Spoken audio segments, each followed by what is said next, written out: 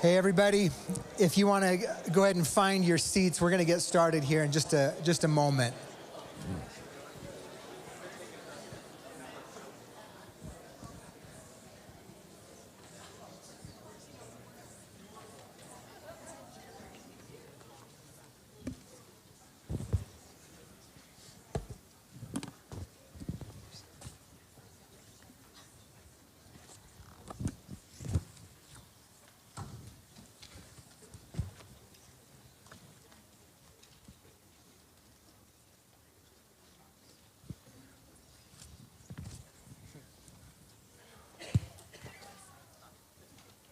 On behalf of Dean and Judy's family, thank you so much for being here tonight. I'm not Dean, but I have great genes. And the family, we had a really fun time the other night raiding Dad's closet. And you will see that a lot of us are in his clothes tonight. Trevor's actually wearing, well, the picture's gone, but Trevor's wearing the outfit that Dad was in when I took that picture of him up in Palouse about 2 years ago. It's our way to honor Dad wearing these layers and these hats, and other people have come up with the hats on and saying, Dean got me to get this hat. And so he had a unique style, and it's a little shocking looking in the mirror some mornings. Dad, what are you doing in my house? But we're seeing such a neat group of people that are here tonight, and several of you have reached out to us, and we thank you for that.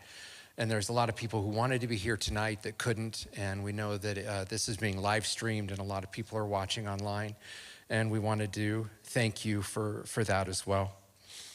To get started tonight, like I said, our family's been getting together just to talk and process and think about what do we want as a celebration of life. And the other day as we gathered together, my daughter Kona, she opened us up with some things to share that we felt was appropriate for the opening up of tonight as well. So I'm going to ask Kona to come and share.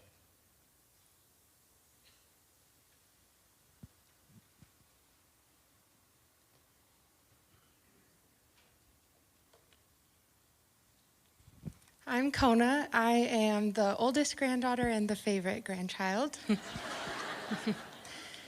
So I just wrote some things down that I shared with my family the other night, and I'd like to share them with you as well. When I was in high school, I read a book and I had to do a project to present what I learned to my class. I wasn't sure what I was going to do, but I knew that the project was worth a lot of my grades, so I went to Grandpa for advice. After some talking, we decided to create a painting. Now, I didn't consider myself to be artistic. I believe that his talents for working with so many different media had not been passed on to me. I remember saying things like, I don't know how to paint and I don't know how to mix colors, but my grandpa saw something in me I couldn't see yet. With a smile and his reassuring presence, he placed a paintbrush in my hand and he said, let's do this together. From there, we began creating a treasure map. At one point, I ran out of room on the canvas and I thought I was finished. But Grandpa Dean looked at me and said, why stop there? Then he picked up the brush and he showed me how to expand beyond the canvas, painting right onto the frame itself. I didn't realize in that moment the depth of what he was teaching me. Yes, I took that painting to class and I got 100% on my project. But more importantly, I took with me a new way of seeing life. I'd been focused on staying within the walls of what was expected of me. And he showed me what it meant to push beyond the boundaries, to create art out of this beautiful life we live. And when I think about it in that context, I guess I can finally say that I really do consider myself to be artistic. That was Grandpa Dean's gift. He helped us see capabilities we couldn't see in ourselves. He breathed life into us. He built us up. He empowered us to create beauty, not just on canvas, but in the way we live our lives. I've also been on the other side of his gift.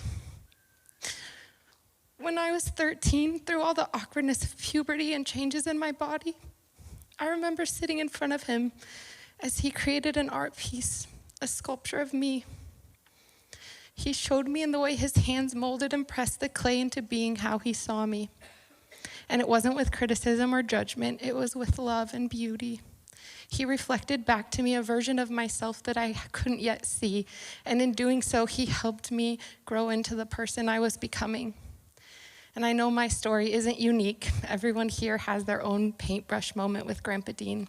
Whether it was through his art, his words, or simply his presence, he had a way of reminding us that we were more capable, more beautiful, and more loved than we'd ever dreamed.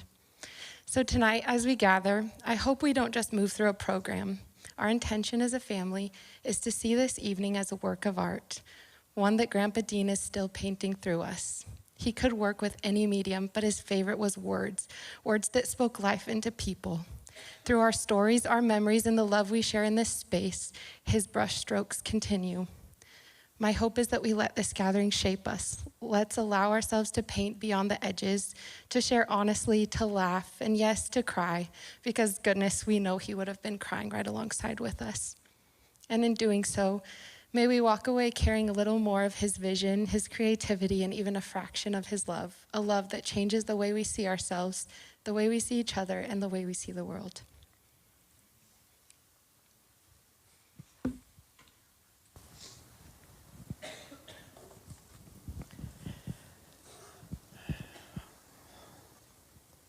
I feel for every person who has to follow the next person tonight. This platform is familiar territory for me. And even officiating memorial service is pretty familiar territory. But this is unfamiliar. And I think I can speak for Chad and I both in saying neither of us really want to officiate this service, and neither of us want to give it away to somebody else either. So here we are, raw and real. And I will say this, we all, as Chad said, we had a whole dress-up night. I picked out this outfit before we picked the picture. So I wasn't trying to be like really on the nose with that. I actually really love this shirt. I bought this shirt for myself, and on the way home decided, you know what, that's not a good shirt for me. That's a good shirt for Grandpa Dean. And so I passed it to him, and he broke it in over the last 3 or 4 years, and now I get it back. So let me just explain what tonight looks like. We're going to have a time of our family's going to share first, and then we're going to intersperse a few videos, media pieces along the way. And then we're going to hear from some of Dad's close friends, certainly not all. And I apologize that we can't just do an open mic and make space for everyone who would love to share a Grandpa Dean story or a Dean story. Even as Kona talked about, we've all got brushstrokes on our lives from words that he's spoken over us and into us. And but we would be here even longer than we're going to be. And so anyway, that's what's on the agenda for the night. And then we have a special treat as the way we're going to end tonight. And then if you're here on campus, afterwards we have pie and coffee out in Heritage Hall, which was Dad's absolute favorite. Pie actually qualified for any meal as far as he was concerned. So this will be breakfast pie, I think. So I just want to share with you something that the Lord gave to me a few weeks ago before we knew how quickly all of this was going to play out. Obviously we've known Dad was dealing with dementia and Alzheimer's for quite a while. And we actually, as a family, were expecting this to be a much longer process. And I was in Colorado. I was actually in the mountains of Estes Park just a few weeks ago, the week before Dad passed away. And I was at a pastor's retreat for Vineyard pastors, and it was really about soul care and about who we are and how we're continuing to grow in Christ-likeness and how we're growing to experience Christ ourselves. And so the whole thing began with a kind of a non-traditional way of starting a retreat like that. And I ended up writing about it to our family, and I'm just going to read what I wrote to the family because I feel like as we've moved through these last few weeks, I've appreciated more and more the layers of what God gave to me. And I'm seeing it even here tonight. Just standing in the back of the room, saying hi to people and just watching what was happening in the conversations around the room, watching people greet people they haven't seen for a long time. It all resonates with this. So this is what I wrote. To our family, my cohort retreat in Estes Park last week began with an exercise called Visio Divina. The basic idea draws on the practice of Lectio Divina, which is about meditating on scripture. Only this practice involves contemplatively praying while considering an image, a painting, a photo, or a work of art. Something visual through which one can experience and invite our Creator God to speak to our very souls. Henry Nouwen used to pray this way while contemplating Chagall's painted flowers. In retrospect, I now realize what a perfect and thoughtful invitation this was for me to open my heart to God about our long, slow goodbye to Dad, to Grandpa Dean, the most kind and talented human artist I have ever known. Our cohort came into a room with 4 tables, each of which had about a dozen cards, each card displaying a different painting. We were invited to select any card that captured our attention. I was drawn to one that reminded me of the house that some friends have lovingly shared with us on the Oregon coast. We were then led through a prayer exercise that I can't entirely recreate or unpack. But the big picture where I landed is that this house reminded me of Grandpa Dean. He's been a safe and sheltering place where we have all found a place of safety, love, warmth, joy, encouragement, belonging, family, words of life, home. But looking at this image, most of the house has been shut down. The house that was once filled with warmth and light and life and activity is now dimmed. And yet, there remains a space of warmth on the front porch where family gathers face to face in an encounter that speaks of loving presence. The image was both sad and beautiful to me at the same time. The sadness of the house that was dimmed, the life spilling out, mingled with the beauty of family circled together, face to face, and the warmth of the front porch where they sit together, waiting. In the painting, it's not clear if they're talking, crying, telling stories, or laughing. I imagine it's all of the above, but they are face to face, and they are together. Praying through this image, I saw our whole family represented in those 3 people sitting face to face, sharing the warmth of a diminishing world and the reality of a fading light. And then I noticed the sunset around the house. Reminds me of how Grandpa Dean has always loved a beautiful sunset, one that he'd like to paint.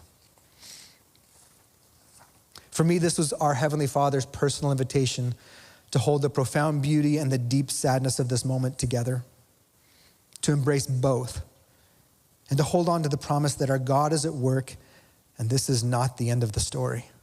This is just the end of this chapter. I'm very grateful for each of you, grateful that we're not sitting alone or in the dark. Thank you for choosing a posture of face-to-face presence, for creating new light that reflects the same light that Grandpa Dean has always reflected and refracted. Dad entered into eternity just a few hours after I wrote that to the family. And I've continued to just contemplate on that. And it's amazing to say this, but these last several days have been filled with so much joy. Just our family coming together,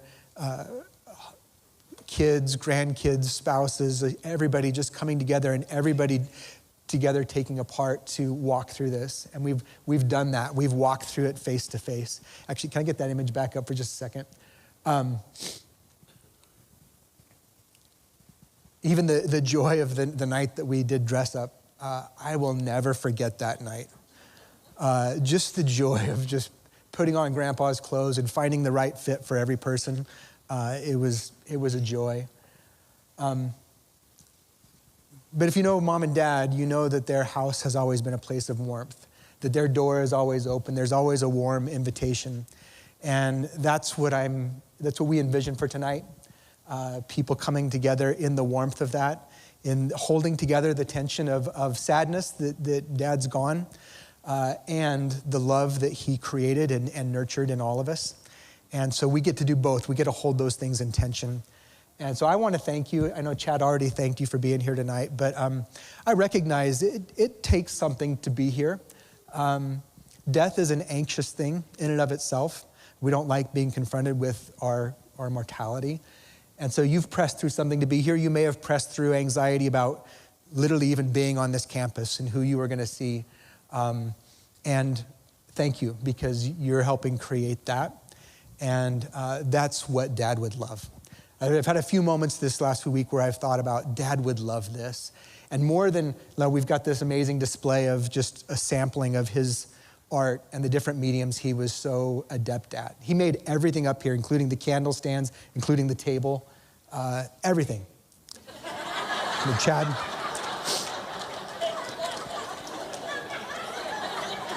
Nicely played. But more than this, what he would love is the way our family came together to make this happen together. And then he would love what I saw here before we even started tonight, just all of people greeting each other, hugging one another, saying hi to long-lost friends. What a beautiful thing. So thank you for honoring him in that way.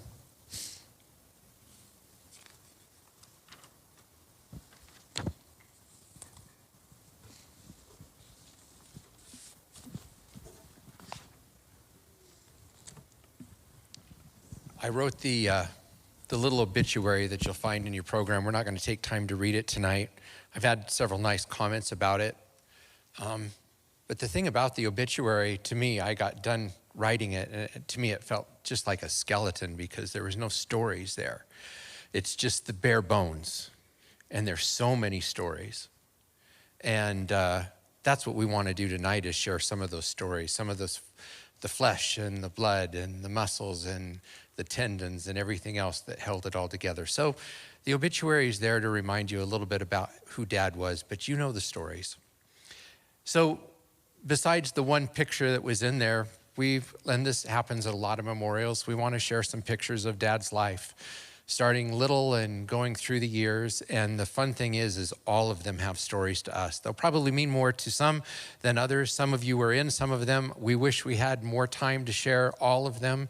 We would encourage you, get on Facebook and tag Dad and share your photos and share your stories, because our family would love them.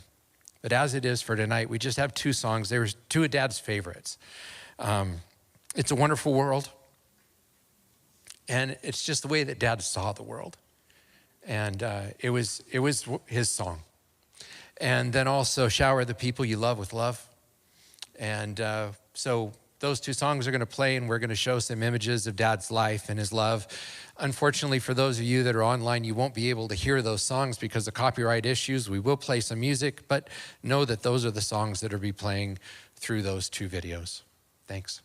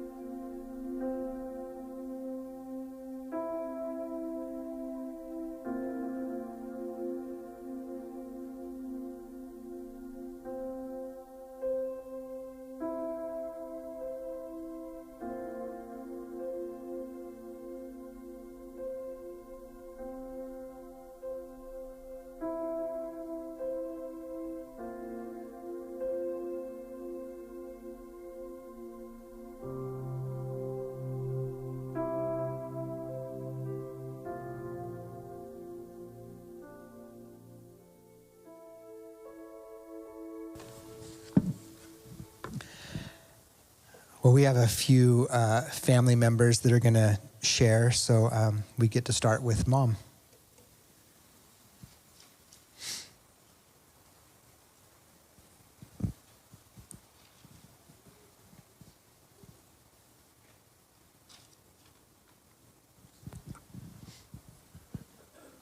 Whoa.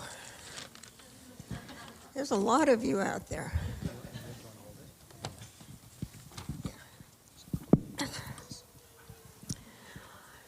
Thank you all for coming tonight. I think Dean would be surprised to see how many of you have come that called him friend. I hope God peels back a little corner of heaven to let him see tonight. Wouldn't that be fun? Dean and I met when I was 13 and he was 15, and married at 17 and 19, just a week after my high school graduation. Young, yes, but the right pair for a lifetime. Not that we didn't have some hard times, but those times didn't destroy us, but made us stronger and helped us to share those victories with others. So after we got married, we came to Boise on our honeymoon, and then we moved to Boise for Dean to go to Boise College. He hadn't been a good student in high school, as he was more interested in coming to Moscow, where I was.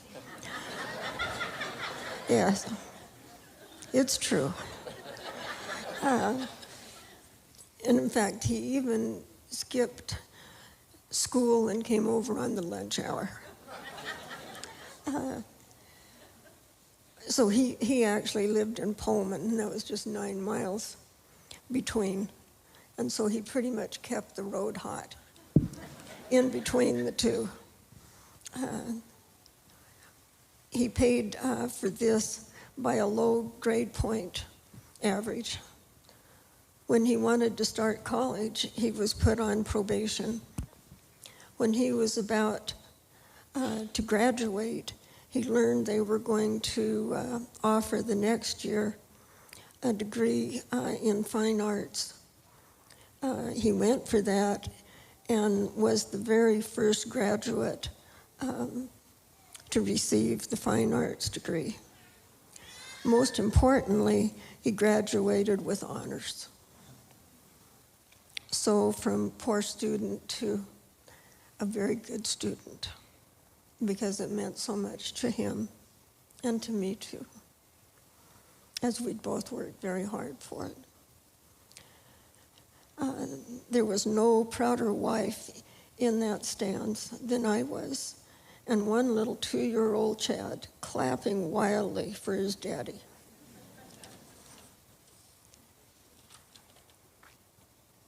The next year, we were thrilled to welcome our baby number 2, Trevor. Dean was an excellent and fun dad. Okay. From the beginning to the end, and was so very proud of Chad and Trev. He only had a few jobs in his career, but that is how he met some of you. His work was always in an aspect of art, but he never had time to do his own art until he retired from HP. Then he got busy doing sculptures and just loved it. I could hardly get him to stop long enough to eat or sleep. He also enjoyed painting, welding, house design, and any other art form he could get his hands on. But his true art form that he loved most was people and speaking life into them. I know many of you are here tonight because of that. He didn't plan, but what he was going to say. When opportunity arose, it just seemed to flow naturally with his heart, and you knew it. Thank you for coming tonight to say goodbye to your friend. He was your friend but I am the blessed one, as he was my one and only, my husband for 61 years, 2 months, and 12 days. Certainly not long enough, but time I am so thankful that I had him for. I still can't imagine my life without him. He was always the most loving, kind, helpful, except for yard work. He would hide when it was yard work. Yeah. But he would compliment me on it.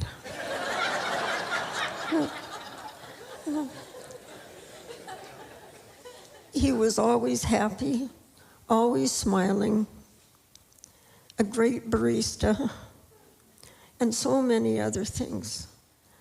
Just the best of the best. Main thing is, I know he is in heaven with the Lord, where he longed for. And I'm sure he is loving those that passed before him and discovering new art forms. Thank you.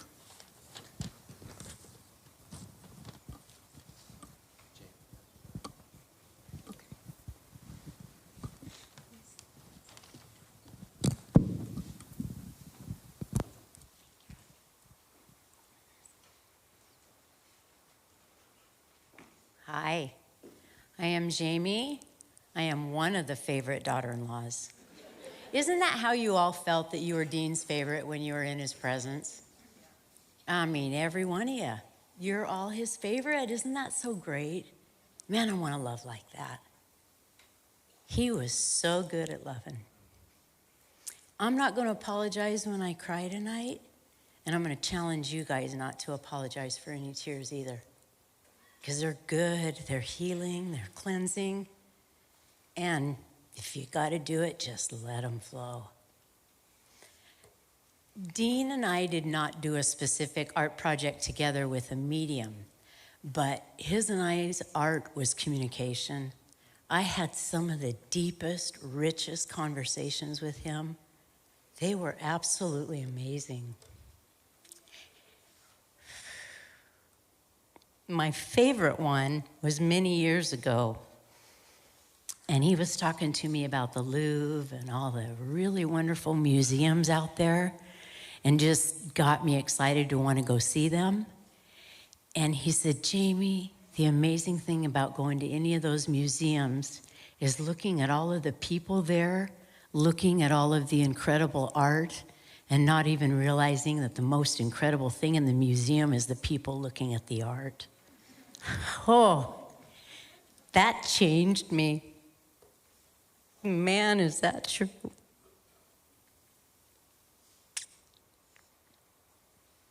Look what he created tonight in all of you being here.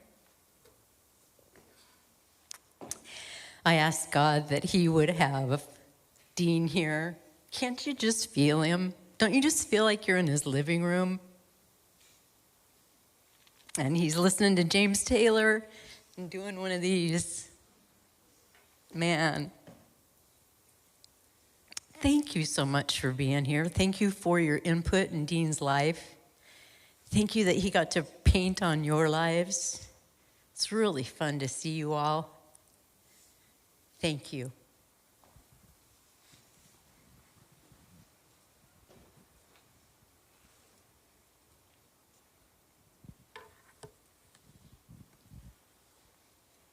I've gone on a bike ride every day since Dad passed and gone for about an hour and thought about what I wanted to share, and every day it's been different. I've got so much that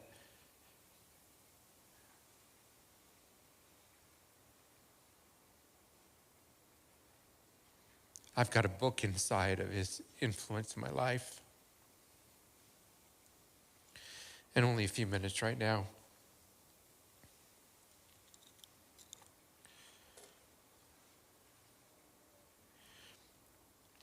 I had the privilege of being Dean's son, one of his two sons, and seeing and hearing his perspective more than most people did.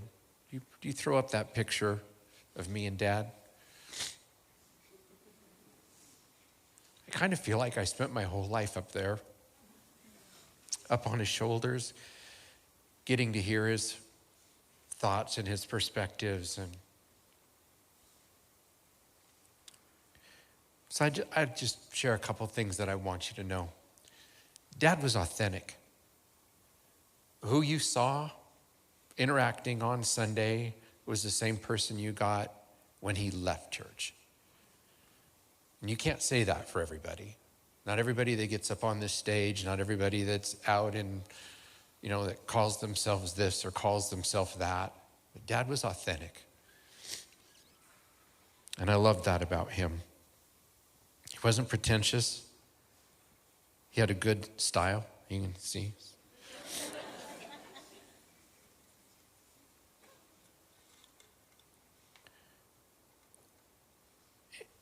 I knew Dad was different. Couple stories. I remember being in Sunday school pretty young, and one of the kids was bullying me, and Dad was he was the Sunday school teacher at the time, and one of the kids was bullying me and challenged me to fight, and his dad was gonna fight my dad and wanted to meet him out in the parking lot. And Dad just told me that's not the way we do things, And Dad just was not violent at all, and he never solved things with a fight. He was a very gentle man. He was a very tender man. That's who I ran to the first time my heart was broken. And I remember taking a walk with Dad through the neighborhood and us talking about broken hearts and love. Really, the only time I ever got into a fight, I didn't come home and tell Dad. I went to my youth pastor because I knew Gordon. I saw Gordon here. Where'd he go? I knew Gordon could scrap it up.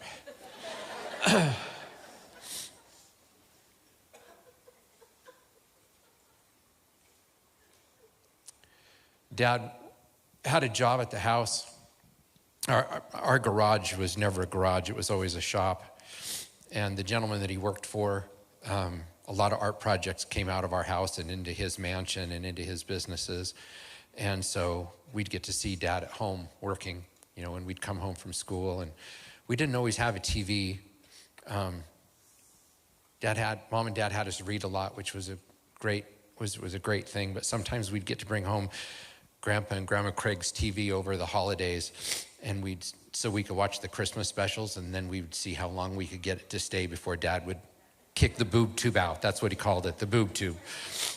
And but one day I'm watching a show after school, and it's Lassie and Timmy, and it's when Lassie's been lost, and he's coming across the field. I'm excited, there's this reunion, there's this great thing, and I turn around to see my dad's walked into the living room, and it's just weeping. And I thought, oh, men cry. Men cry at good things. And I'll never forget that tenderness of my dad and that willingness for tears to come. And there was so much more of a masculine presence about my dad that was never caught up in the machismo that so many people try to fake. And I love that. It was this authentic part of Dad. Because of that, I also remember Dad cried at Bambi, and I knew Dad was never going to take me hunting. So just like I went to go see Gordon when I got into the fight, I went hunting with Larry. And Dad was fine with that.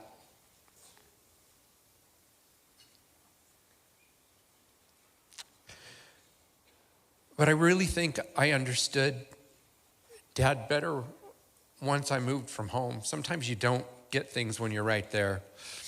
And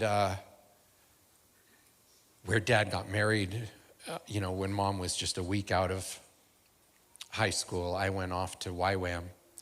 And I was with a group of 50 other students from around the world, and one of the weeks was on the Father Heart of God. And I watched my other classmates, this cohort that I had, all bringing up these issues, this woundedness that needed healing before they could move forward in their lives, because of a lot of their relationships with their parents, especially their dads, were so broken. And because of that, it impacted the way they saw God. And all week long, I struggled to find, where am I broken with this? Where is this thing in me? Until it dawned on me, oh, I don't have that. In fact, if anything, I've seen the Father Heart of God in my dad for so long, and it's been so beautiful. And I remember standing up in front of the class saying, so I finally found something to share. You guys don't have to replicate what you've seen in your home. You can replicate what I've seen in mine. Because my dad showed me who God was.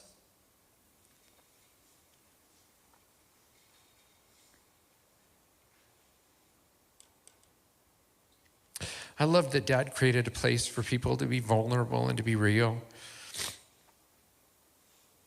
And he modeled that for me, and it's impacted what I do in my life and a lot of the projects that I do.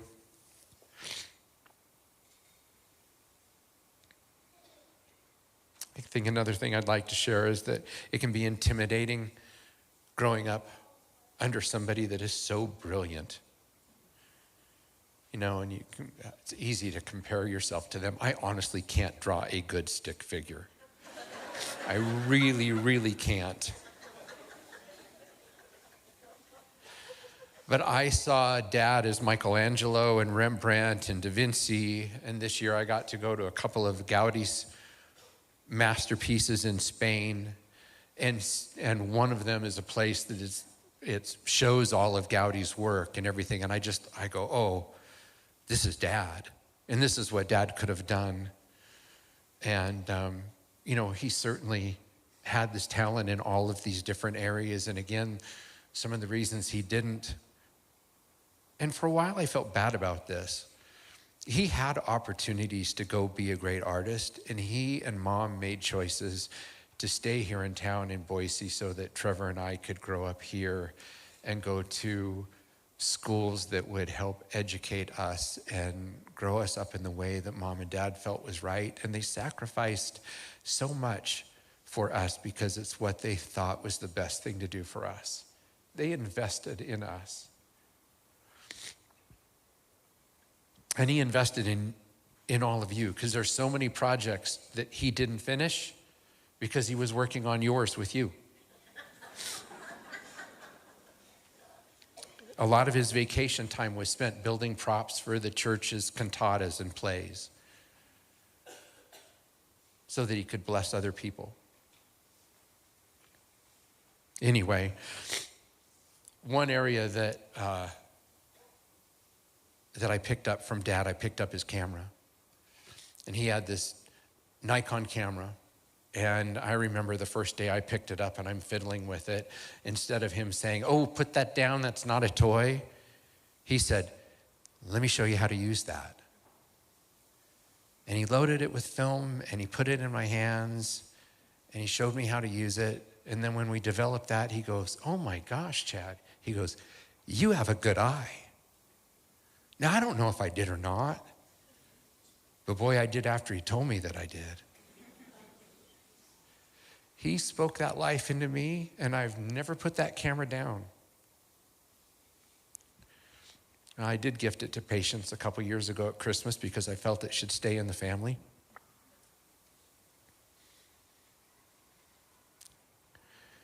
But all of the blue ribbons I've got at the fair and all of the art shows that I've had with the photos and all the different projects that I've had,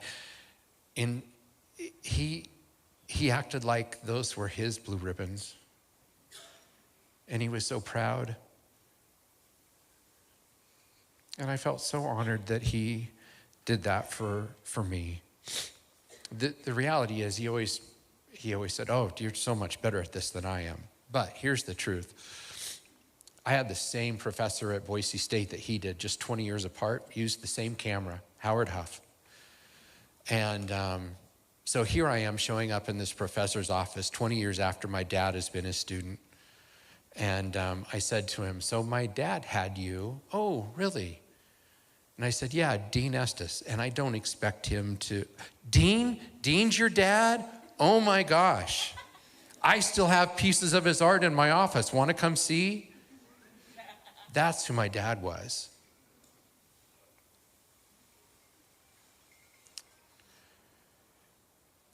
And stained glass is the other area that he taught my grandpa how to do stained glass when my grandpa was 80 years old. It's 80, right? But not only did he tag my grandpa to give my grandpa a project to do, but he also told me, hey, you want to learn with grandpa? And so I started learning how to do stained glass. And I remember again, he said, I remember cutting this piece, and we did little projects and we did big projects. We did that big window that's out there.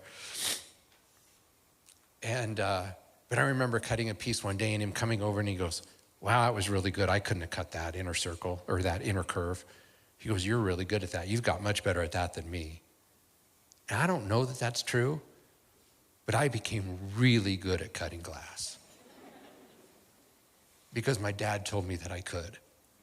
And when it came time for this project, and I'm not a little kid anymore, and I'm not just doing little projects anymore. When it came to restoring that big window and it was time to cut the glass, you know who he tapped to do it? Me. So I got to work on those projects with him. And there's secrets out in that window. Places where we took broken glass and brought it together, and a couple pieces where we took whole glass and broke it apart to fit in other places, and bullet holes that we kept because Dad was never afraid of scars, which again has impacted the work that I do these days.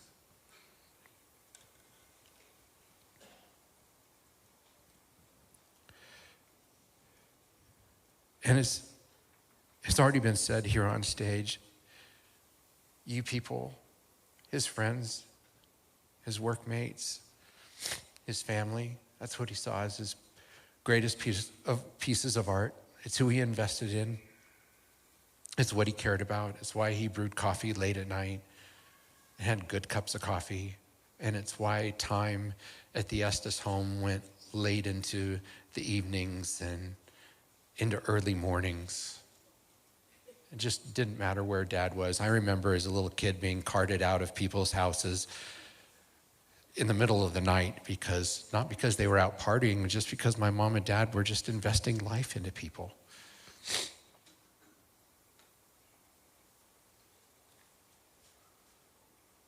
I love him so much. He's blessed us so much.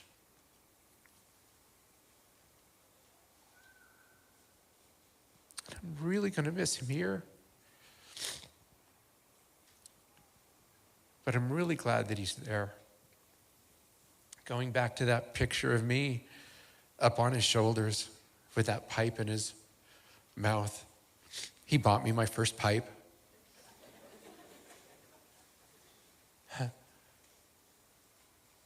He always had a foot in heaven. I think that was part of his perspective. He always had this eternal perspective. And I want that for my life. I know he wanted it for you too. Thank you.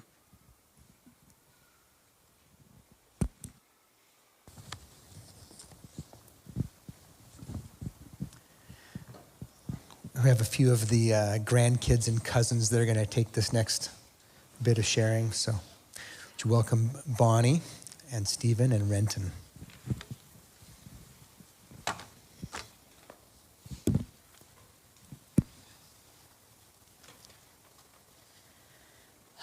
All right, Grandpa. Tears and all. Let's do this together. So I know Kona came up here and told you all that she was the favorite grandchild, but actually that's not true. I was. She said a little fib. I have also decided to share a couple of stories of my grandpa.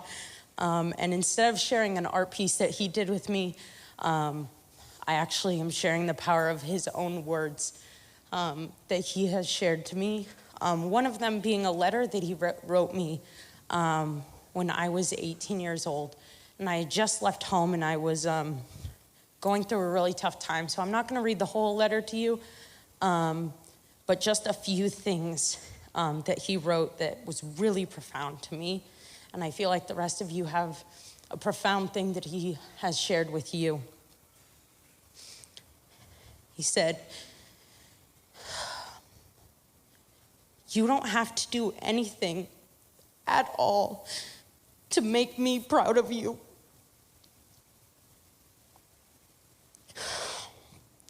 You have always captured my heart. You are very beautiful like your mom,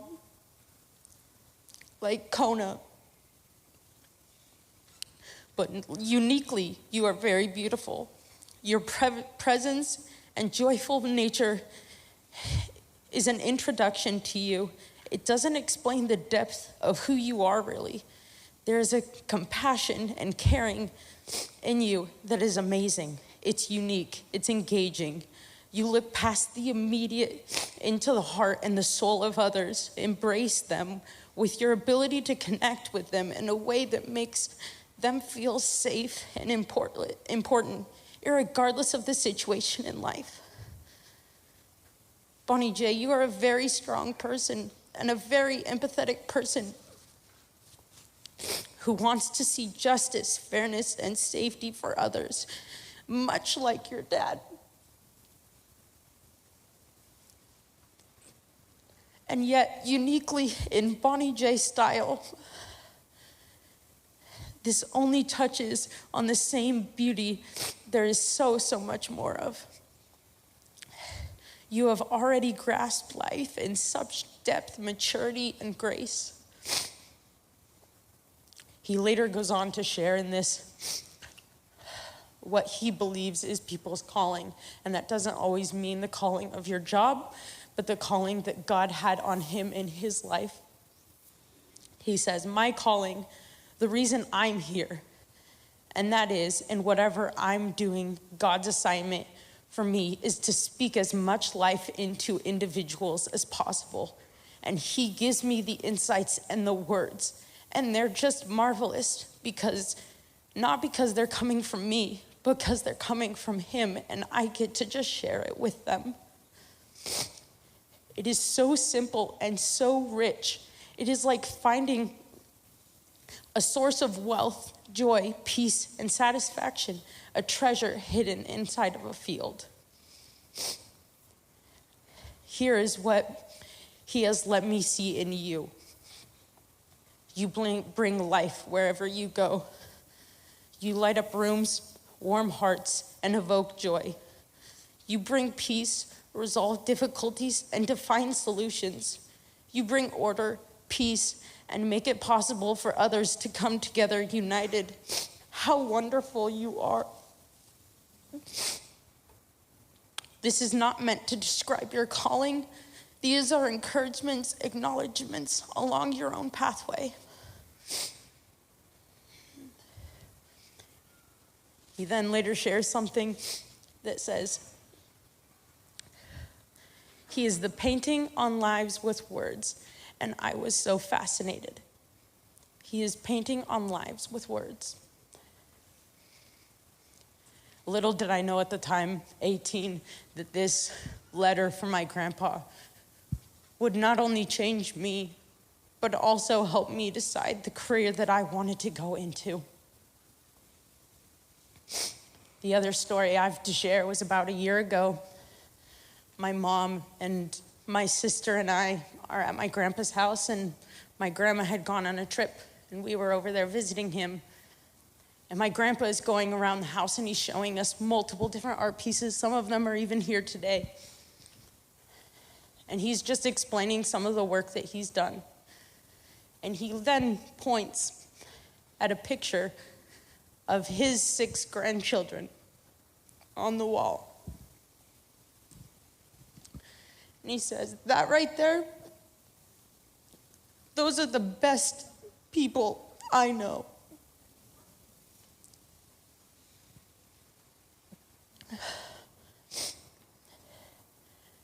And when he told you it, you really believed him because you knew he was telling you the truth. And I remember him saying, love them and love them well. And I think that's the biggest thing that I am going to take from my grandpa, is to love people and love them well.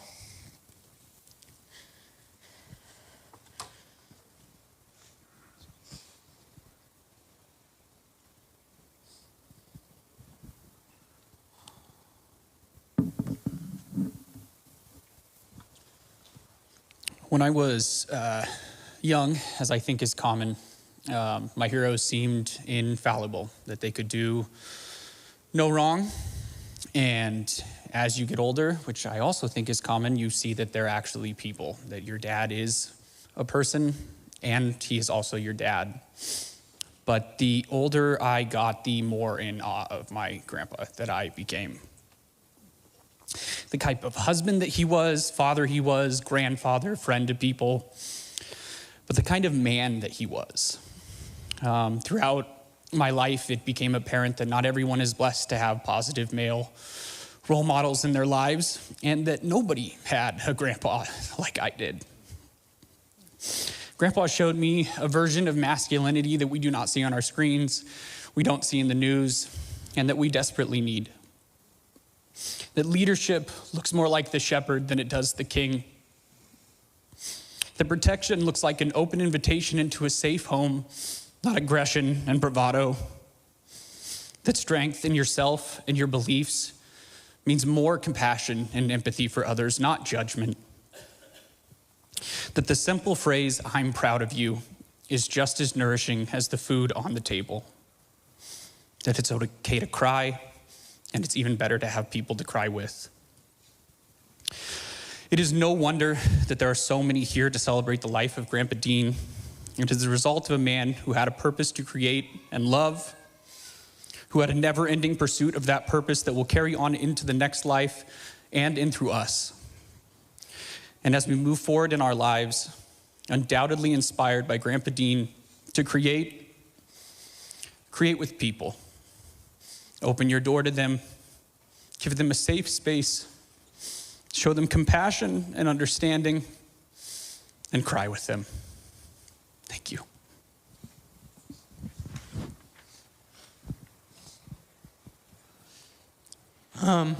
To start out, I just want to say my sisters are liars. I'm actually the favorite grandchild.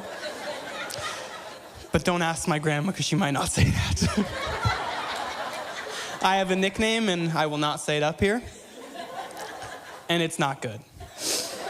So a couple of years ago, my oldest sister Kona, one of her friends lost their grandpa. And at his memorial funeral service that they had for him, he wrote and read a poem to everyone. And he said that one of his regrets was that he couldn't read the poem to his grandpa. And so us 6 grandchildren got together and we wrote a poem for both of our grandparents and got to read it to them on one Christmas. So I wanted to read that poem to you guys. Grandpa. He is known to many as a father, a painter, a welder, a sculptor, a carpenter, and an architect. But to us, he is Grandpa. He is a tic-tac at the ready, a barber in the shop, a project in the study, a stick into sword, a box into a castle, an idea into a masterpiece. He is a delicious mocha, not too hot, a standard to be set, a roaring fire, always ready to warm cold hands and hearts, a ready partner to construct an extravagant marble track, entrancing even the youngest eye. He is a deep conversation, a heart seen and then spoken into, a tear ready to fall at any time, whether out of joy, sadness, or sympathy. Investing so much into every person, it's no wonder his bear hugs are so strong. A heart for Jesus, and most importantly, a hero to us all. Thank you.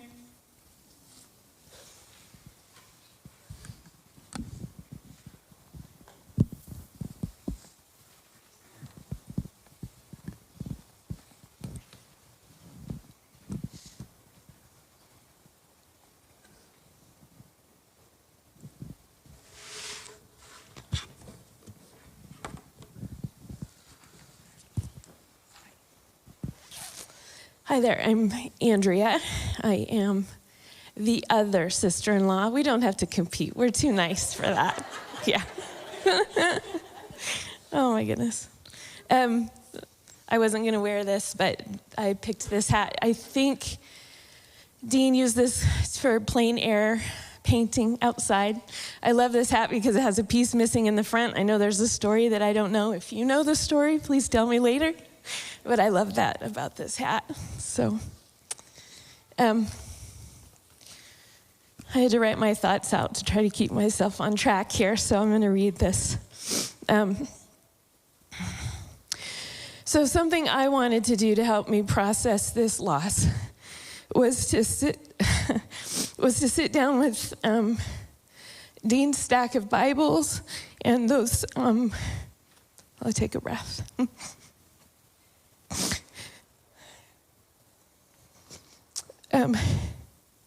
I wanted to sit down with his Bibles and the stack of those heaven-focused books that he loved, that we've talked about quite a bit. And I wanted to see what kind of tracks and trails he left on the pages.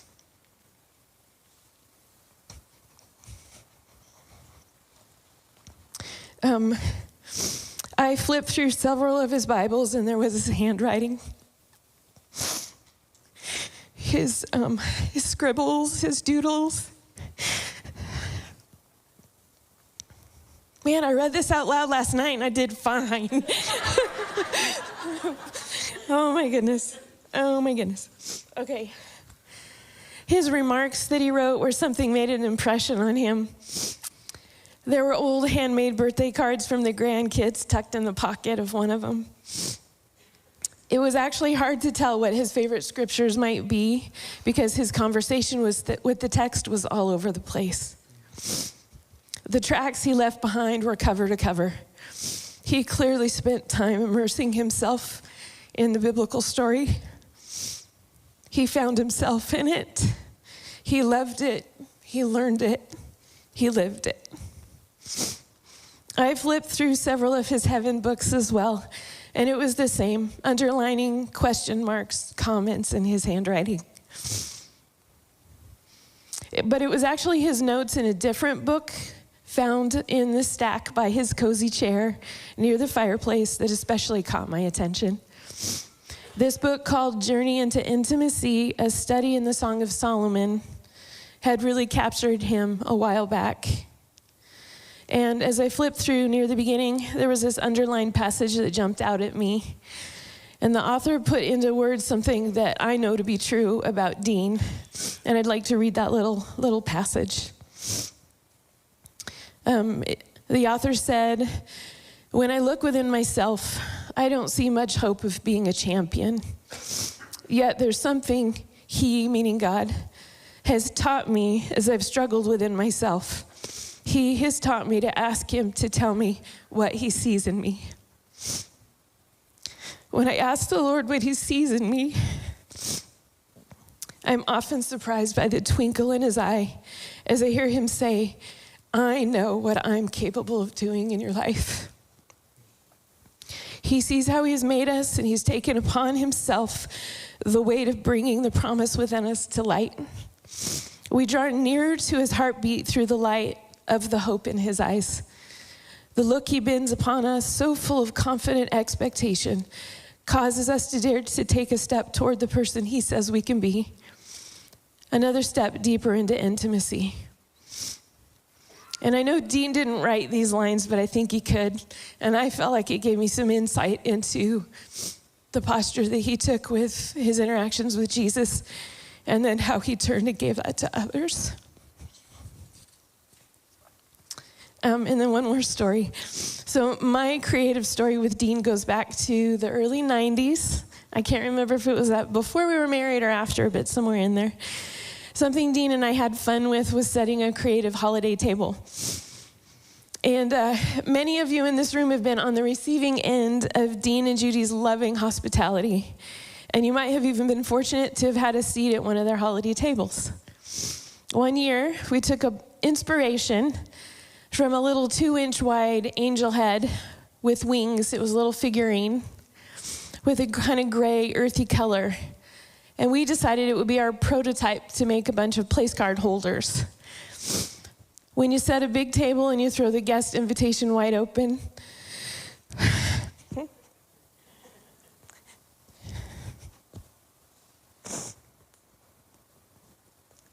it turns out you need lots of place card holders to keep everyone straight and to let them know they have a place at the table.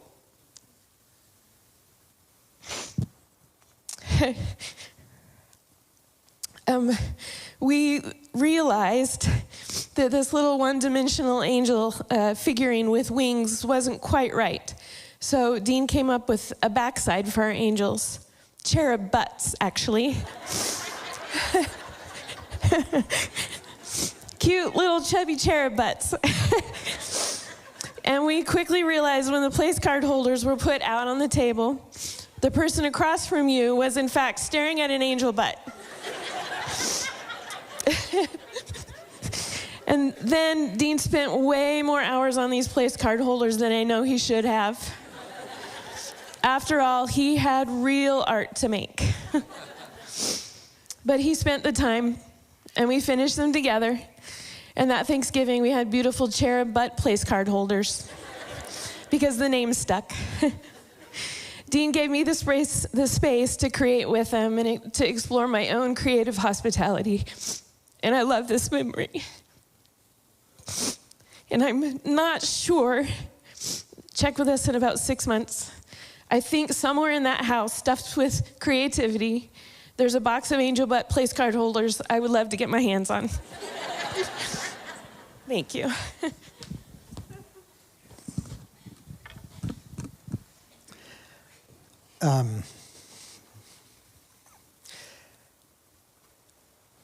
I know all of our family we could share for a long time, and we're going to kind of take an intermission right now and do something that I consider to be one of my absolutely favorite things that I get to do this periodically at memorial services, to actually hear from the person that we've gathered to celebrate. And there's something about getting to hear from somebody who you know has already stepped into eternity, but hearing them, and it just strikes different.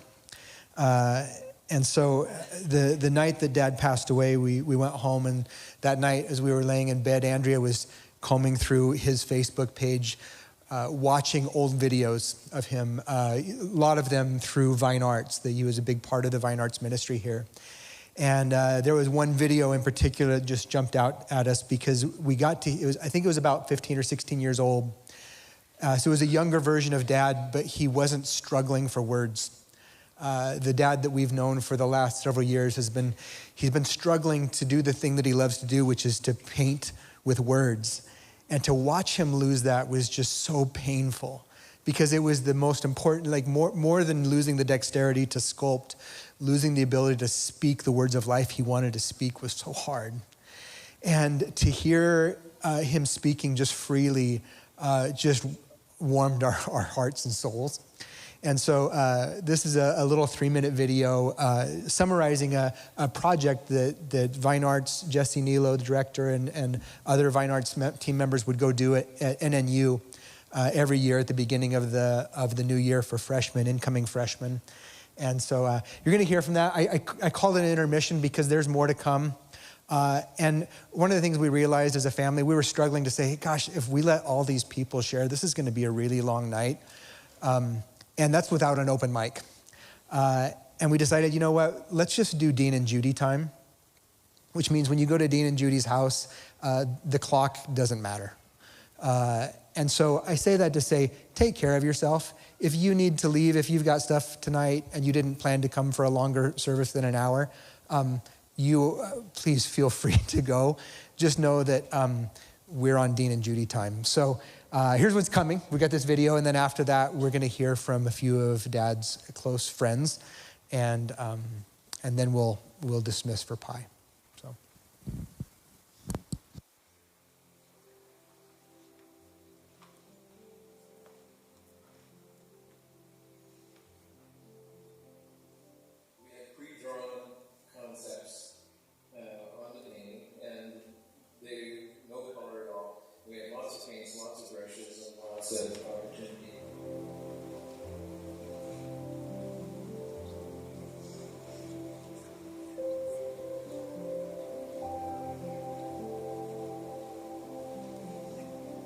And the whole concept is to break down some barriers of how people see themselves as being creative and not creative. And so many of the students that were in this particular scenario feel that awkwardness about producing, and especially producing in front of somebody else.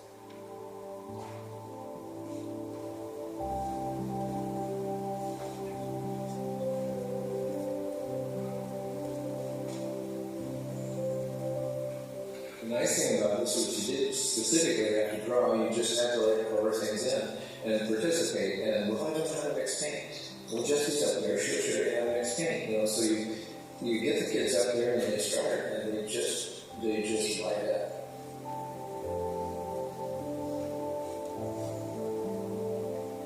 In the midst of that, I get to talk to them about life and about creativity and about who they are.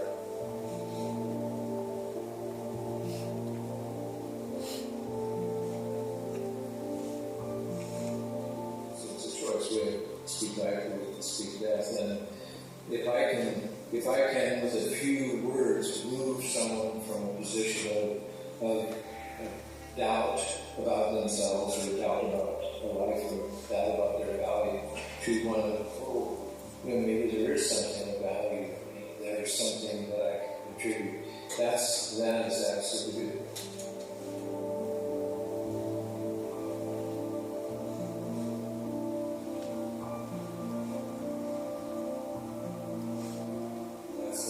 Using me as the brush on somebody's canvas.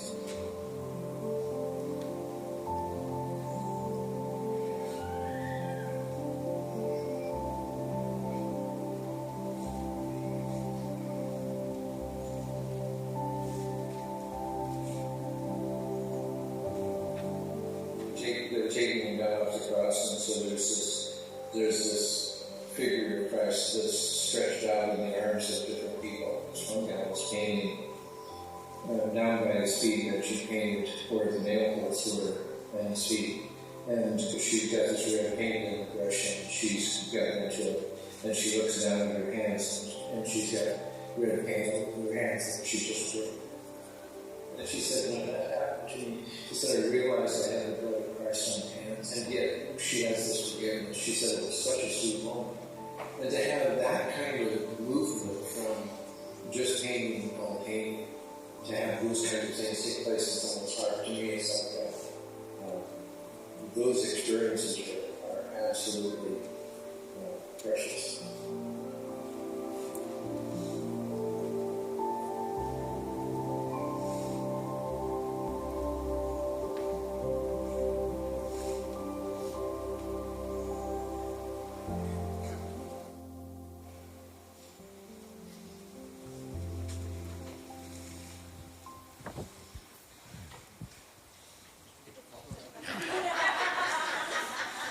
You set me up to have to follow Dad. Wasn't that great to hear his voice? We asked a few of Dad's friends to share. And the first one, it was hard to know what to do with that, but all of us said, oh, we need Ron to share. And Ron was one of Dad's best friends. And I always loved when I drove by their house, which I would do quite often, and I'd see Ron's truck out front. And I knew that they were working together. And, you know, I think God maybe forgot that he breathed a breath of life into Dad, and he did it a second time.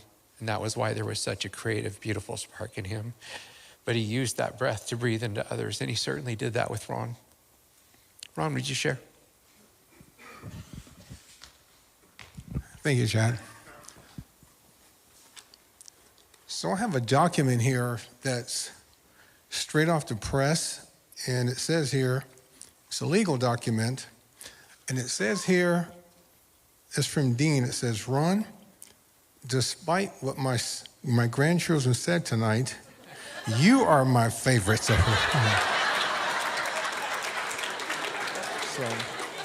sorry, guys. You know, I'm wearing my Dean hat tonight to honor a man that I truly love, a brother. He's more than just a friend. He's a brother to me. And Dean and I worked at HP for many, many years before he left. And I think 12 years later, I left. But I was in a situation where I didn't know really quite what I was going to do. Get back in the corporate world again or pursue something different. Well, I get this phone call from Dean 22, 23 years ago. And that phone call was interesting because he said, Ron, you know, while you have some downtime, why don't you come over and play with some clay? Well, I said, okay, well, what am I going to do with clay? He goes, well, try sculpting. And I goes, Dean, what's that? You know, because I had no idea what sculpting was. I've been in the graphic design world for 20-some years. So anyway, I went over and started playing with clay. And I'm going to tell you this story by going back a little bit when I was a little kid. I had an uncle, his name was Pete. He was a fantastic pencil artist. And I saw his portfolio one day, and I couldn't believe that this guy could draw like that. And it inspired me so much to see somebody that looked like me can draw like that, because I didn't know any artists like that. And so from that day on, I was so excited. I went out and I got pencils, erasers, drawing pads, anything I can get, and that became my partner in life. I mean, I went everywhere with those pencils and drawing pads and erasers. Well, that excitement went away for a long time until I got that phone call from Dean.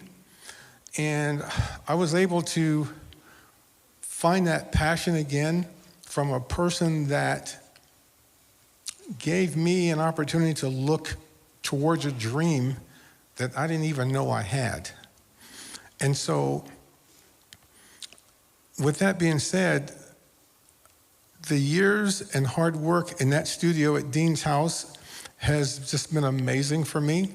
I've been able to move on and just accomplish some outstanding things in my art career because of him. And you know, it's so funny because Dean is the kind of person, I mean, first of all, I just want to say, you guys are so blessed, and he is so blessed to have a family like this. Now, I'm going to tell all you grandkids and you sons, Dean and I spent so much time together over the last 22 years. The number one thing he talked about was his family. When we were alone, you know, Bonnie, Bonnie, you're the hardest worker I think I've ever seen in my life. Bonnie is always over there. I said, Dean, you know it's 105 degrees out there. That girl's out there cutting grass and pulling weeds and all this stuff. But, you know, patience, you guys are just amazing people. Well, anyway, Dean, he would just cry all the time because he couldn't believe that he had a family like that. Trevor, Chad, you guys are like the light of that man's soul. Because I told him so many times, I said, Dean, you know, it's really unusual to raise two sons like that in today's world. You guys are truly amazing, and he knows it. Well, you know, I'm not going to go through my slides tonight because I was told I had 3 or 4 minutes. But the thing is, there's a man that had so much confidence and so much belief in me.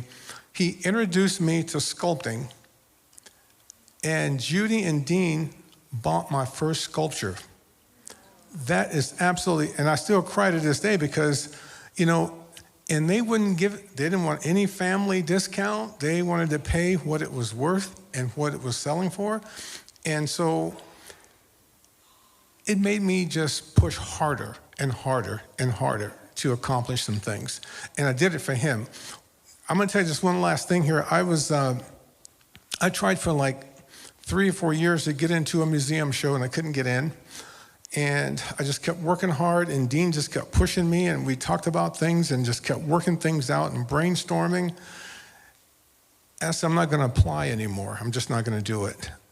Because I know some really fantastic artists that can't get in these shows, and I said, there's no way I'm getting in. Well, I don't know if because through prayer or whatever, I never applied again, but I get a phone call and an email to invite me to the show, the museum show. And I'm thinking, that's prayer. That's prayer. And I felt Dean praying for me to get in that show. Well, to make a long story short, I was in that show every year after that and never applied again. And then one year they said, Ron, we want you to do an artist panel. And this is in front of artists that I used to read about, that I'm personal friends with now. And so I'm doing this presentation just like I am tonight. And the first photo that I put up was Dean Estes. And I talked about Dean for a full 10 minutes. And everybody in there knew who he was, how he impacted my life, how he impacted my career and the work that I was doing. Thank you, Dean, very, very much. And I can't tell you how much I respect him and I love him. Now, I'm looking back at this set behind me, and I was here for most of these paintings and some of these sculptures. And there's a part about Dean that most of you don't know. You know, he's a quiet man, a gentleman from Palouse, Idaho. And so he's around. I'm going to put some music on for us to work by. And he put on Muddy Waters, Ray Charles, Johnny Lee Hooker. I said, what does he know about that kind of music? He knows a lot. He knows a lot. He had a better collection than I did. And it was just amazing. So the vibe in that studio was so powerful. We'd work, man, and we'd just be dancing around that studio, and it was so much life and so much energy. It was unbelievable. So the Estes family, thank you so, so much. God bless you, Dean. Rest in peace.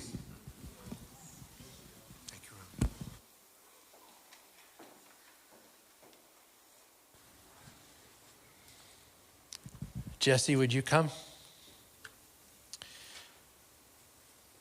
Jesse and Dad had a lot of conversations about art. I'm not going to steal her story, but they were able to encourage each other, and what came out of it was a pretty incredible art ministry here in this own church. Will you share?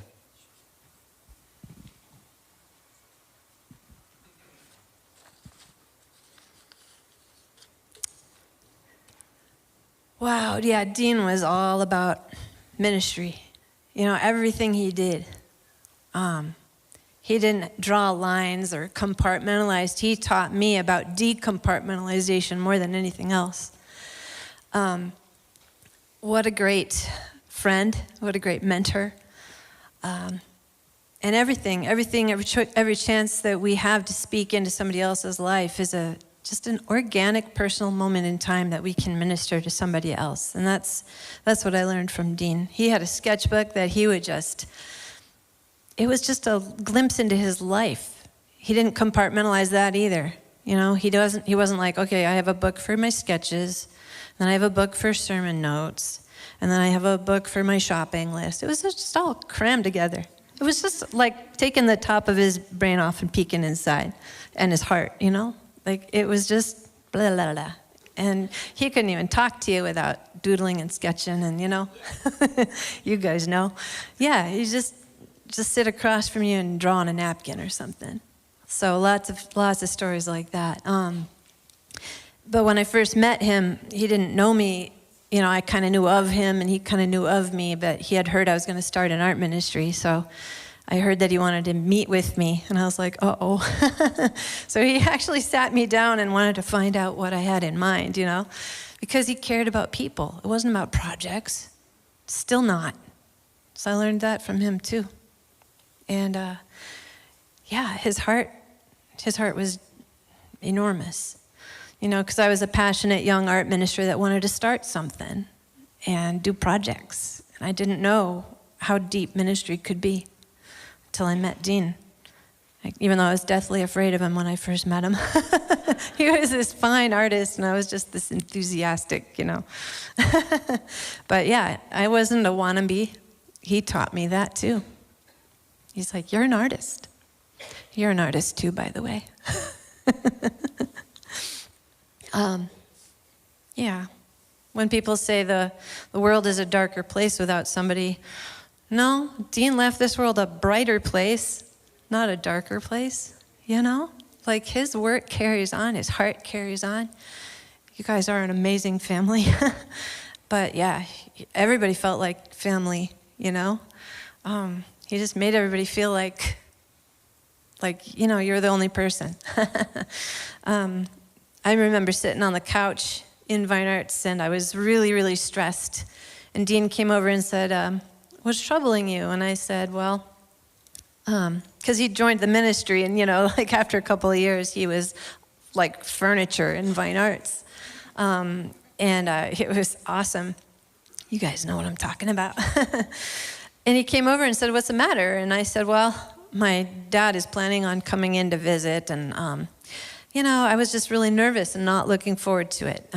My dad was the kind of person who made fun of art and made fun of artists and just kind of like looked down his nose at the arts and stuff, how stupid it was and things like that. Plus, my dad never showed much interest or curiosity in me as a person, like in my personal life.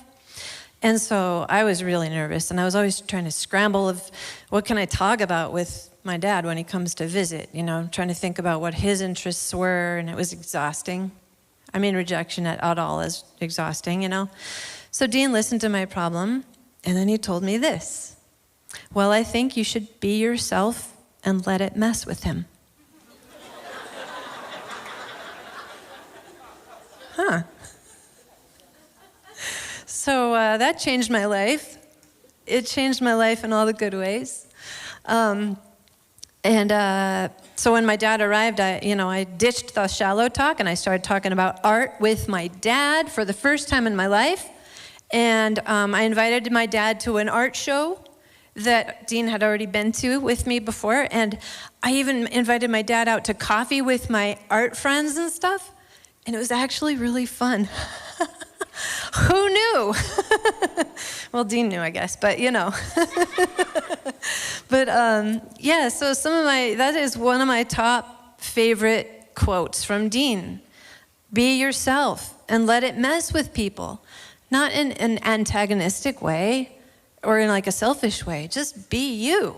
God made you. You can be you. So that top quote is my favorite of all time. And I've got other ones too, but I'm just letting you guys know I have a pile of bookmarks for you. Whoever wants one of these, be yourself and let it mess with people. I'm going to put one of those, a whole stack of bookmarks right over there as you're leaving if you want to take, a few of those. But other quotes that he said, stop trying to fix your old art. Let it be and thank yourself for making it. Oh yeah, because you can't make future art without making the past art. You can draw it how you remember it. Don't worry how it really looked. What? I can draw something how it feels? I didn't know that. Let go of everything you create. God will bring your art wherever he wants it to go. Oh, wow. you have a new client now and he likes everything you make. That was so good. Just freedom, and affirmation. That's just Dean. So if we could go to the next slide. These last couple of years, and it starts with the little video. There you go. Oh, not that one. Do you see the 90-second slide yeah, there you go. These last couple of years on Mondays, I would go to Dean and Judy's and make art with Dean. See?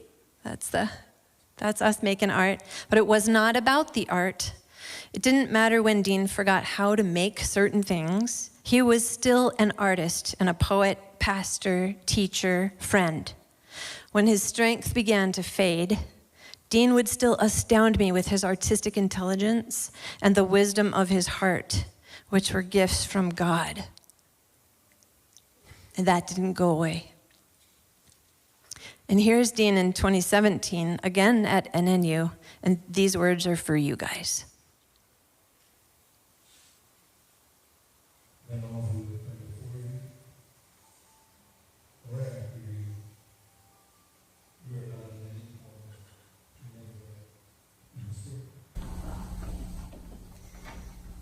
neglect. How beautiful the body of Christ is.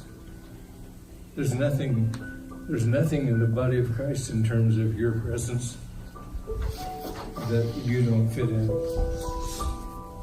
You're his plan, you're his design, you're his hope for the future. You are the life that someone else needs. You don't always see it, you don't always understand it, but you will always be light in someone's life.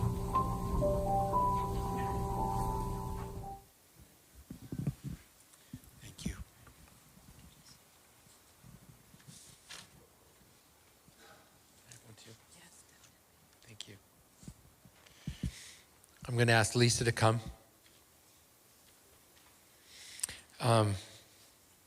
Again, I'll let Lisa share her relationship with my dad. But one thing that's fun about my folks, not so fun about my folks, once they moved to Boise, they stayed here. There were a few times my dad traveled with his work, but most of the time they were here. But boy, did they send a lot of missionaries out. And we had a missionary wall where it was from people all over that they'd impacted their lives. And one thing that Dad encouraged Lisa to do was to be an artist on mission. And she's done a lot of trips. And he encouraged her to have a commissioning team. And my parents were a part of that and hosted most of those gatherings. And that was a beautiful thing that he spoke into your life and that I got to see firsthand. And thank you for coming and sharing.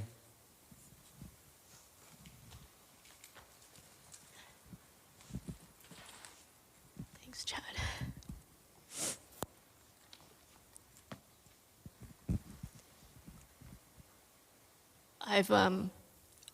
I've stood on this stage with Dean a few times, getting to speak with him. That was something that he always did. And in fact, I think everybody who has spoken tonight, everyone, has shared about how he came alongside each of us to speak into our lives. But what he did in that is that he taught us to be able to do the same. Like every single one of you in this room, and those who are watching online and those who will watch later or will just run into each other and talk later, everybody, we have been touched by him in some kind of way. And this whole God, Dean's favorite thing, a person and stuff, that's all because Dean was God's favorite. He's there right now, right? That's what Dean does with us, right? He speaks God's love to us so that we can do that to others. And one of the things, as Chad was saying, I've known Dean almost half my life, but I'm looking out at you guys over here, and I'm sure there's obviously you guys, but many of you who's known him much longer. But one of the things that that he did with me, I see he's doing with everyone. He's speaking into our lives. He's painted on our lives. And he's commissioned us, just as he has commissioned me, along with the others in my group, so that I can travel and do ministry. He's commissioned each of us to do the same, to love people and love them well. That saying, paint on people's lives, is huge. Every trip that I've taken all around the world, Dean would speak various things into me. And one of the things that he would say oftentimes when I would be struggling, or I'd be, I don't know what I'm to do with this or whatever, he'd be like, you know what, Lisa? It's not about you, but it's for you. And I want to say this to you guys tonight. It's not about you, but it's for you. I have provided paintbrushes, and if you guys want, on your way out, you take a paintbrush as a remembrance stone. That was something Dean really loved, was things that would remind us of God's brush strokes in our lives. Take a paintbrush as a memory that not only has Dean painted on your life, but God has painted on your life. He loves you so much. God actually took you and took Dean and did something amazing to bring you together so that there would be something really cool and creative that would happen. Whether it was in a studio, whether it was in a church, whether it was out on the streets, at an art show, wherever it was, a coffee shop, something amazing. And that's what he wants each and every one of us to keep doing. To keep doing. That's what that collaborative painting stuff he did, he taught that to us. And now I get to do that out out around the world. And that's what he wants us all to do, to collaborate together with God to paint on others' lives. So that's what I wanted to share, and just say thank you, Dean. When I first met Dean, I talked to him about how Van Gogh actually, I was influenced by him in my paintings at the time. And what I'm really, just makes me happy to know that Dean's gotten to meet Van Gogh right now.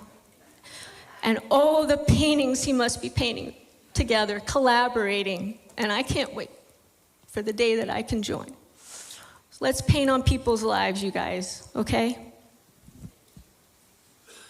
I take mine now?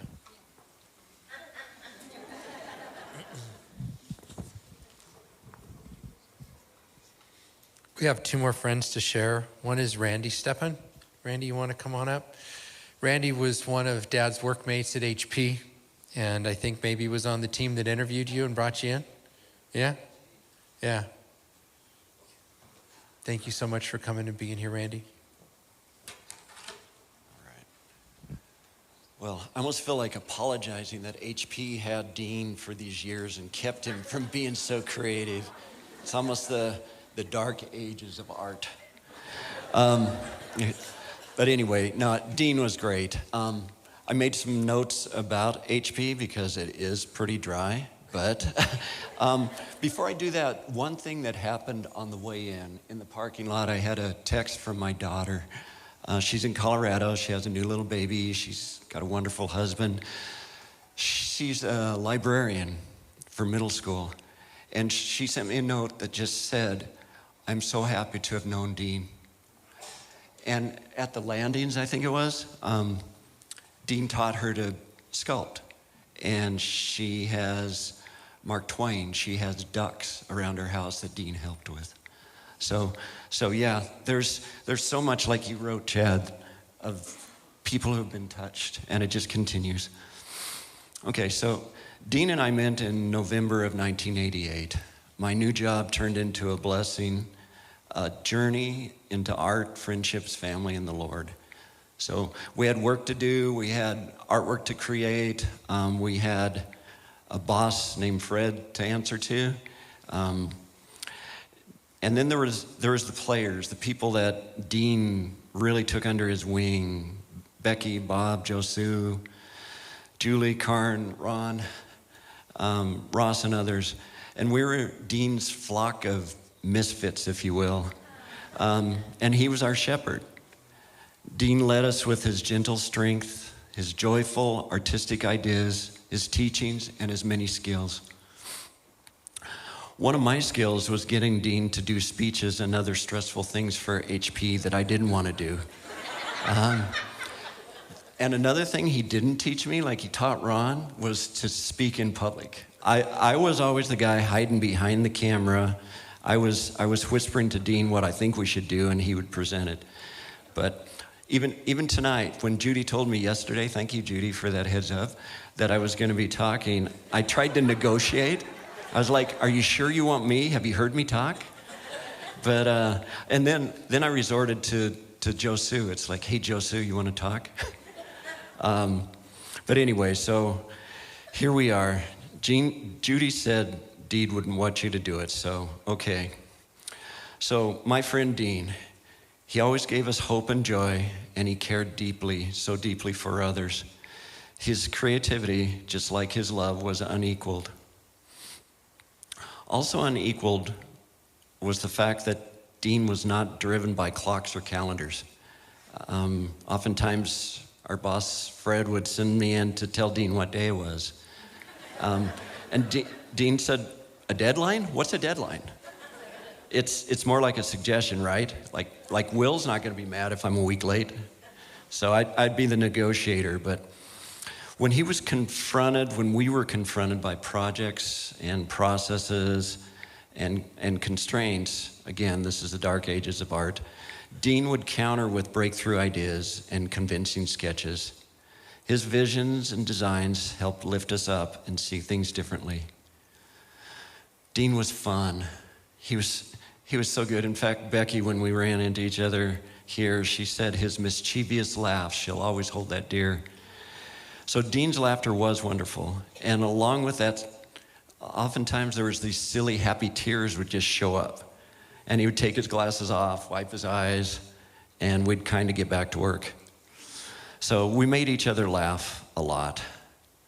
And there were a few times, some scary times, we'd hug and we'd share sad tears. We prayed together and we prayed for each other. And his faith held me. It's because of Dean. One other side note, during a scary time, I needed to call into some prayer chains, and Dean was my first text as I was in a parking lot in St. Al's, not knowing where to turn, and there he was. And the head of oncology said what happened after that wasn't short of a miracle. And there was a sign on a car, too, when I came out that said, it was handwritten, cardboard that says, you got this, God loves you.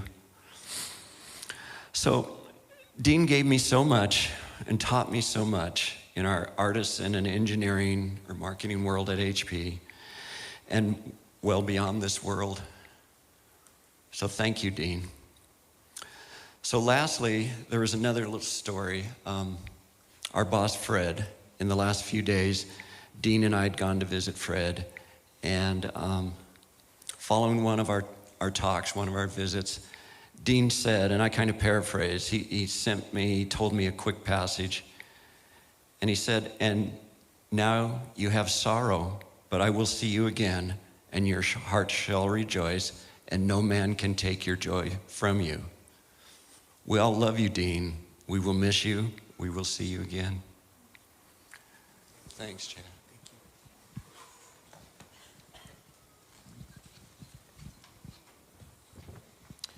Jim, would you come Jim is one of Dad's friends since 1968. Boise State together. All of these people that have been up here tonight have been artists. Jim O'Halloran is one of the artists who his work is actually in our home because Dad admired him so much. And this is one of my dad's good friends. Thank you. Yeah, I have to apologize. I look like I've been in a skirmish here. My heart's been bleeding, but my hand was bleeding a few minutes ago, and I wiped it on my pants. So don't be afraid.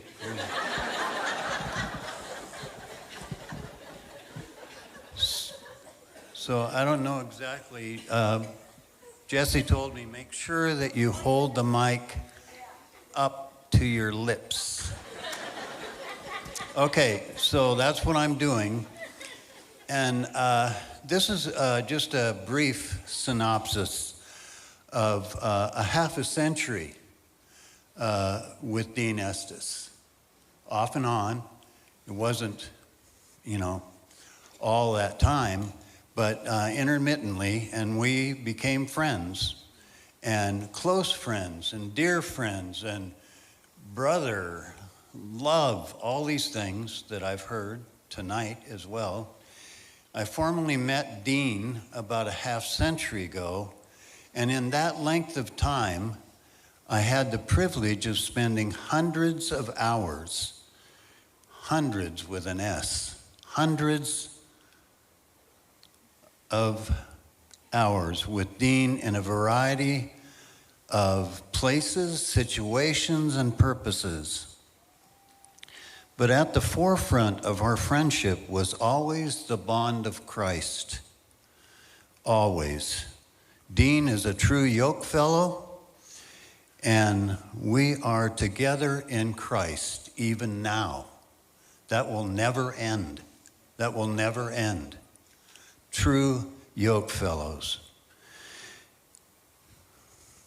If I could define Dean in a word, and I asked the Lord, please give me a word. If I could define Dean in a word, that word would be expression. The word expression is defined as a manner or form in which a thing is identified or described. The act of representing something by symbols, actions, or mannerisms. Dean, Jesse Nilo, and I taught at the Landing Arts Institute. We had our own way of pronouncing the word represent. It was, even my students later on, we had our own vocabulary in my classes. That nobody else understood except us. That was fun. But we were at the Landing Art Institute, and we had our own way of pronouncing the word represent with the emphasis on the prefix represent, which branded the word for us and was marked by our personal relationship to Christ through our teaching and art presentations. Dean expressed himself through his thoughts, words, and works. He allowed God to press into the moment that best resembled Christ. Over the years, Dean acquired many hats. The hats symbolized the many ways he expressed God's nature. Dean didn't wear just one hat, which is the reason many referred to him as a Renaissance man, speaking of his creative side and the variety of genres and mediums he displayed. Several years ago, my wife Pam and I visited Dean and Judy. Before we left, Dean prayed for Pam and spoke this prophetic word of knowledge to her. God is going to give you poems that will bring joy, comfort, and hope to many people. And it began to happen, as he said, just a week or so later. see if I can grab this here. As he said, just a week or so later, since Pam has written a dozen or more poems, the other day Judy asked my wife to write a poem about Dean. God answered and gave her a poem she titled Man of Many Hats. So again, if I were to sum up my experience of knowing Dean, it would definitely be an expression of the glory, wisdom, and power of God. And so I thank God that I met Dean. We were on the second floor of the library in 1968 at Boise State College, and we were waiting for our rides home, and I had never met Dean formally until then. And so we began to talk, and all of a sudden, the Lord moved in. And he started asking me questions about Christ and about my life and different things. And I had never been approached before in my life about things like that. Not in a personal way. And so he was really instrumental in God's tool to bring me to Christ. And I'm so thankful for that he was willing and he loved me enough to give me the truth. And every time we got together, we were hard pressed to keep doing the art we were into, and then get into the scriptures and all those great things. So I'm blessed. You're all blessed by a better person because of Dean Estes. Thank you.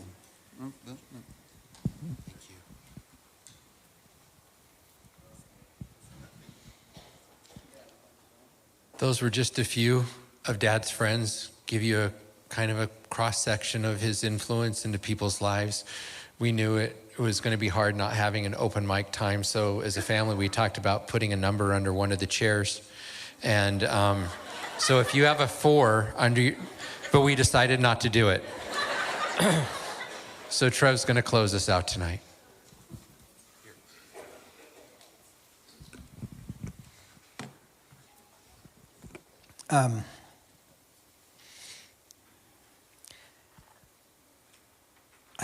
I was searching my hard drive for some things that Dad had written, and I found an artist statement where he'd written his own kind of personal mission statement about how he saw himself in the world. And I just want to read a few lines from that tonight as we close, and then I want to share something that was in his heart. Mom and I have had this experience where we walk around the house, and it's a little bit overwhelming looking at all of the unfinished products, all the things that he wanted to do and didn't get to this side of eternity. And in his artist statement, he actually speaks to that. So this is what he said. He said, the idea of being a practicing creative Christian artist has been a concept that I've struggled with for many years. I have time to serve, but then not time to create. Or I make time to create, but not to share. Almost every artist that I've ever talked to who are serving but not doing expresses the same concern. They say they should be painting or drawing or cooking or whatever. And they feel an incompleteness in their spirit in relationship to who they were created to be. But on the other hand, I get caught up creating and not sharing. So then who gets the value? If we cook and no one eats, it's just so much fodder. We should be doing both.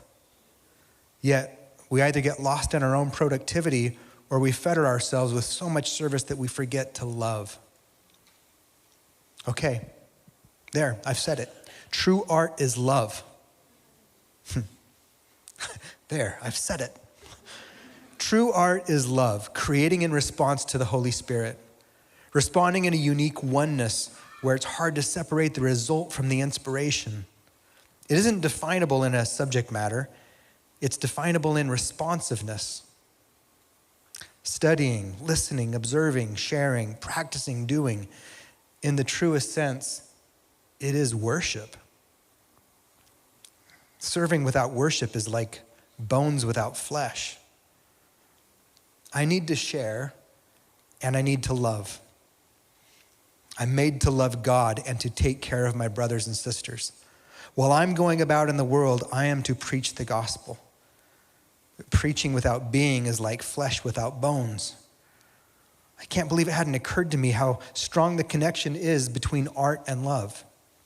Expressing beauty or a broken heart or marveling at creation or fascination with people, it's always a sharing of the heart's content, the deepest feelings, the deepest longings, the deepest appreciation, and the things so precious to our spirits that can't even be expressed in normal conversation. It's like speaking in tongues with a brush. Art is historic, prophetic, instructive, responsive worship.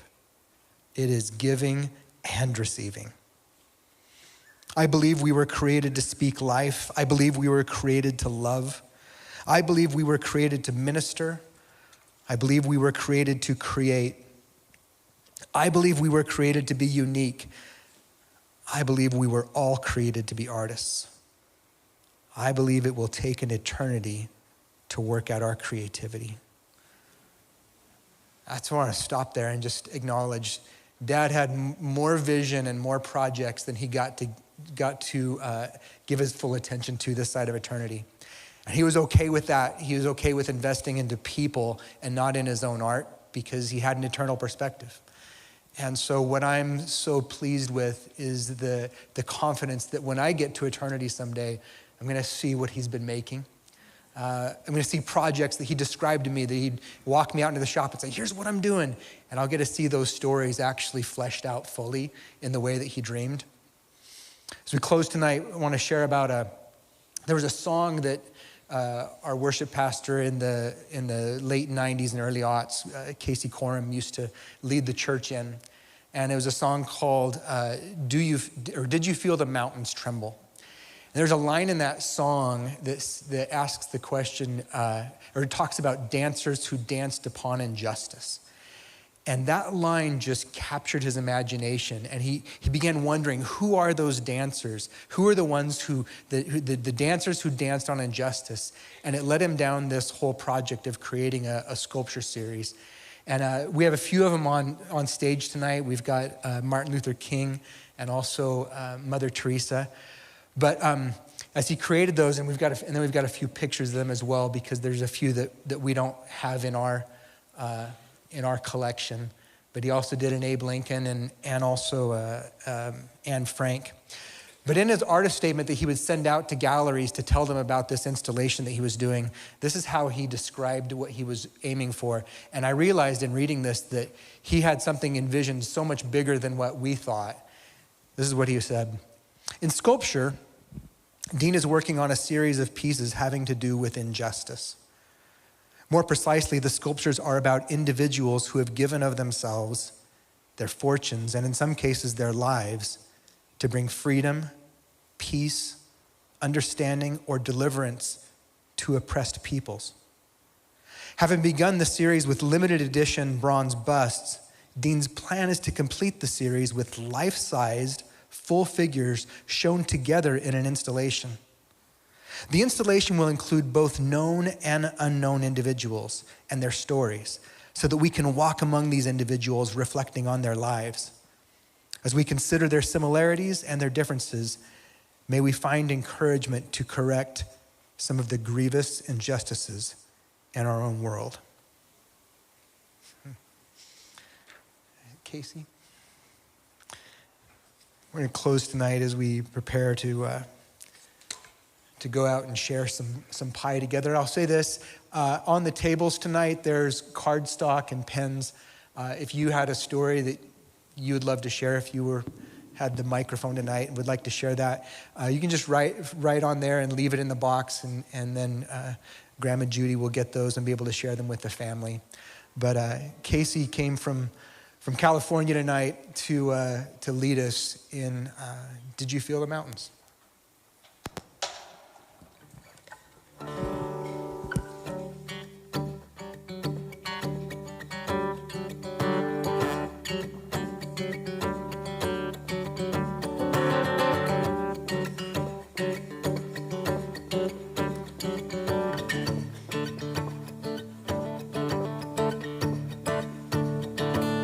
Did you feel the mountains tremble? Did you hear the oceans roar? When the people rose to sing of Jesus Christ, the risen one.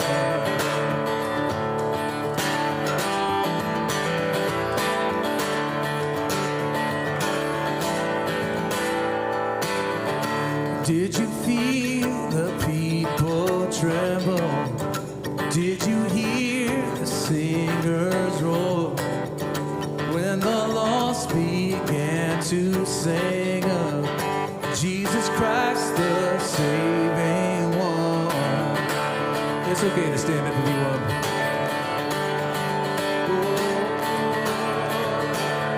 We can sing, and we can see that God, you're moving a mighty river through the nations. Where young and old return to Jesus. Fling wide, here we go. Fling wide the heavenly gates. Prepare the way of the risen Lord. Here we go. Open up the doors and let the music play. Let the streets resound with singing. Songs that bring your hope and songs that bring your joy. Dancers who dance upon injustice.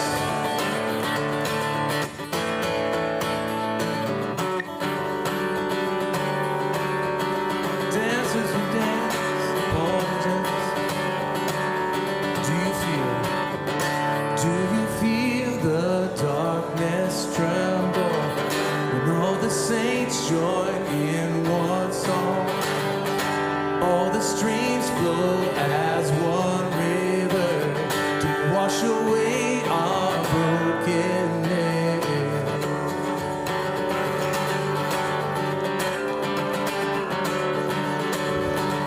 Here we see, and here we see that God, you're moving. The time of Jubilee is coming. The young and old return to Jesus. Let's sing it.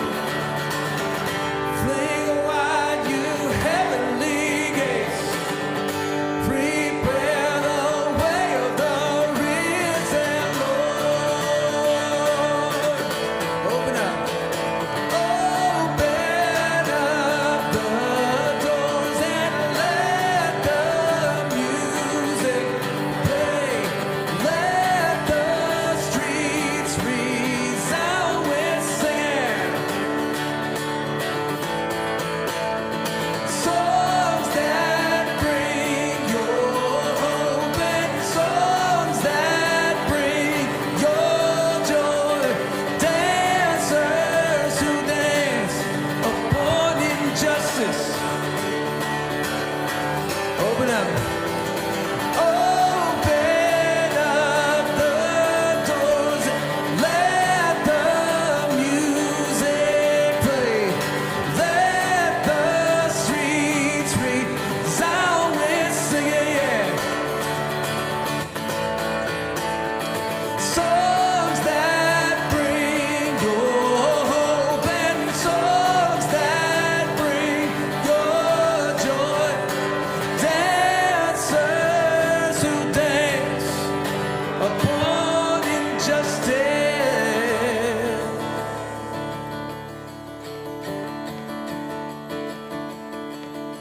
We can see that God's moving. A mighty river through the nations. Where young and old return to Jesus. Fling wide, you heavenly gates. Prepare the way of the risen Lord.